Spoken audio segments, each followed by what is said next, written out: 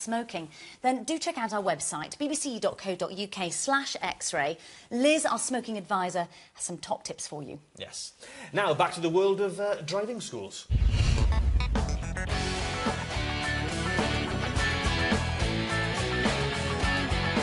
There have never been so many instructors willing to teach us to drive, more than 2,000 across Wales. The freedom of driving your own car, choosing your own hours and being your own boss is an attractive career choice for many.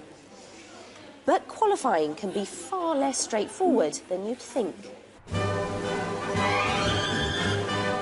Bruce Bow lives in Anglesey and has always been passionate about cars. Over the years, he's owned more than 100. Until 2007, he worked in the RAF as an air traffic controller, cadet supervisor and training school manager. But when he retired, he started to look round for new interests and a way of earning a little extra. The pension's fine, but it doesn't pay for all the extras that we need.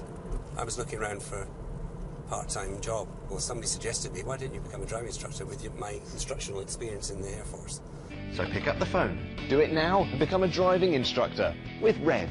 You don't need experience, just One day Bruce saw this ad on the telly. Boss. Then you'll have freedom to choose your own working hours and earn up to £30,000 a year. I've been instructing in the RAF for over 25 years and I love teaching.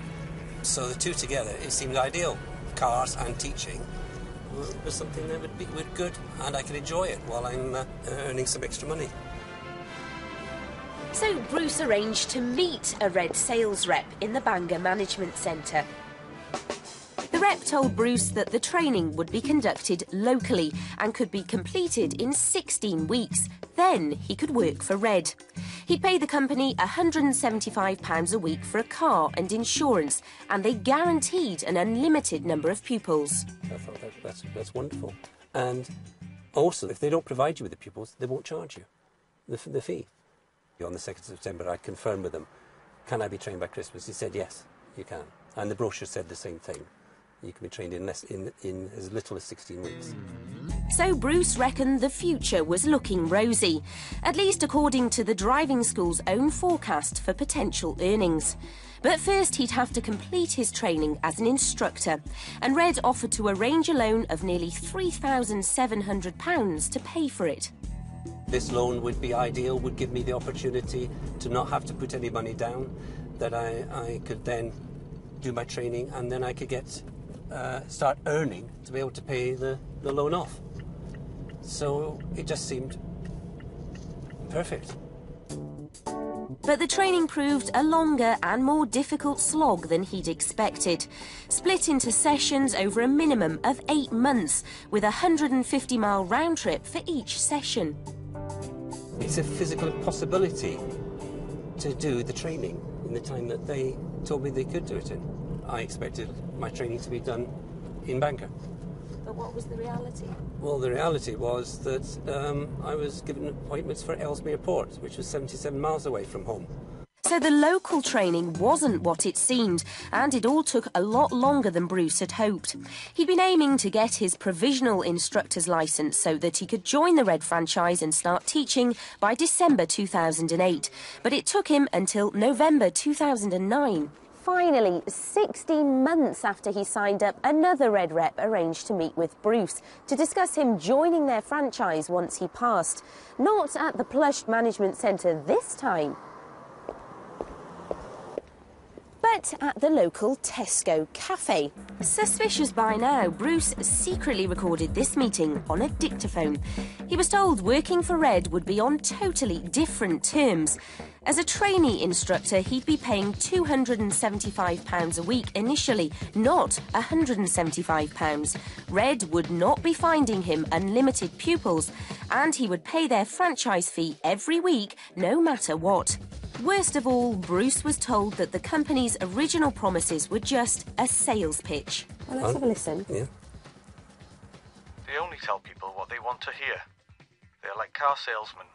You can have a fag with them, and then as soon as you sign that piece of paper, you never see them again. Gosh, that is unbelievable, isn't it? Yes. So he actually says, you know, he's a salesman, isn't he? And he'll say anything to get you signed up. that's very blatant, very brazen, you know, to admitting. He says, we do tell them, you know, but they won't listen. So Bruce has decided not to sign up to the Red franchise, although he still needs to complete his training as a fully qualified instructor with them. He's now bought his own car and is setting up his own business. And a very slow speed, so we keep the clutch at or around the bite. Bruce managed to pay back the loan, covering the course fees before it was hit interest. Had he not, he could have been paying back almost £7,000. Last Thursday, the company went into administration. On the same day, they told us they take all complaints very seriously. But as Bruce hasn't complained to them formally, they haven't had a chance to resolve his concerns. And they said they'd be getting in touch with him so that he could complete the training. Red deny their sales methods are misleading and say they do fulfil training obligations. But they are investigating the content of that recording and say that improper behaviour by staff is taken very seriously. And the majority of their clients rate their training as good or exceptional. The whole experience has left me feeling extremely disappointed, upset. The time and money that's been spent training for the last 17 months, the expense I spend every week, and £100 a week in petrol, trying to get my training done. And at the back of it all is the thought that I could have, you know, I was promised training in 4 months. I was promised this, that and the next thing. Everything that I was offered has not happened. And I don't think they should be allowed to do it. It's unfair.